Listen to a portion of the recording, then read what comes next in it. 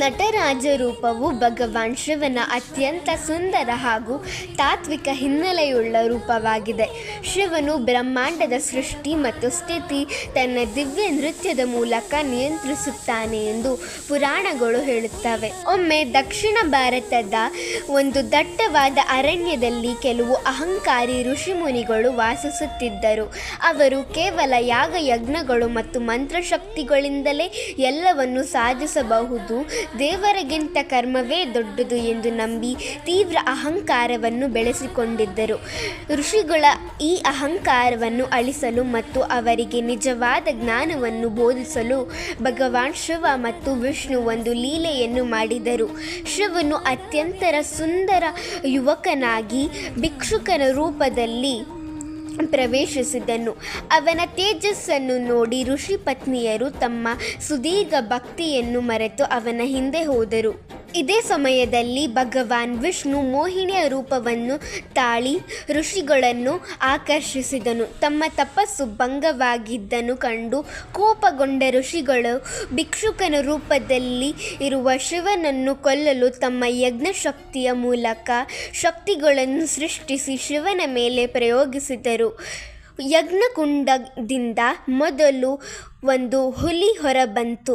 ಶಿವನು ನುಂಗುತ್ತಾ ಅದರ ಚರ್ಮವನ್ನು ತನ್ನ ಉಗುರಿನಿಂದಲೇ ಸುಲಿದು ತನಗೆ ವಸ್ತ್ರವನ್ನಾಗಿ ಮಾಡಿಕೊಂಡನು. ನಂತರ ವಿಶ್ವರೂಪಿತ ನಾಗರ ಹಾವುಗಳನ್ನು ಬಂದವು. ಶಿವನು ಅವುಗಳನ್ನು ಹಿಡಿದು ತನ್ನ ಕುತ್ತಿಗೆ ಮತ್ತು ತೋಳುಗಳಿಗೆ ಆಭರಣಗಳಾಗಿ ಧರಿಸಿಕೊಂಡನು.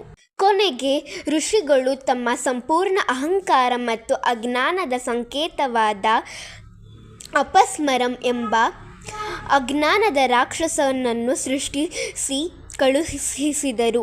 ಶಿವನು ಆ ಕುಬ ರಾಕ್ಷಸನನ್ನು ನೆಲಕ್ಕೆ ತಳ್ಳಿ ಅವನ ಬೆನ್ನಿನ ಮೇಲೆ ತನ್ನ ಬಲಗಾಲನ್ನು ಊರಿ ನಿಂತು ಬ್ರಹ್ಮಾಂಡ ನಡುಗುವಂಥ ಭೀಕರ ಹಾಗೂ ಆನಂದಯುತವಾದ ಆನಂದ ತಾಂಡವ ಆರಂಭಿಸಿದನು.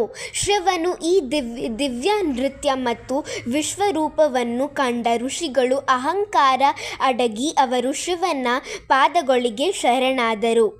ನಟರಾಜನ ವಿಗ್ರಹವು ಕೇವಲ ಕಲೆಯಲ್ಲ, ಅದು ಇಡೀ ಬ್ರಹ್ಮಾಂಡದ ಸೃಷ್ಟಿ ಮತ್ತು ವಿಜ್ಞಾನದ ಸಂಕೇತವಾಗಿದೆ.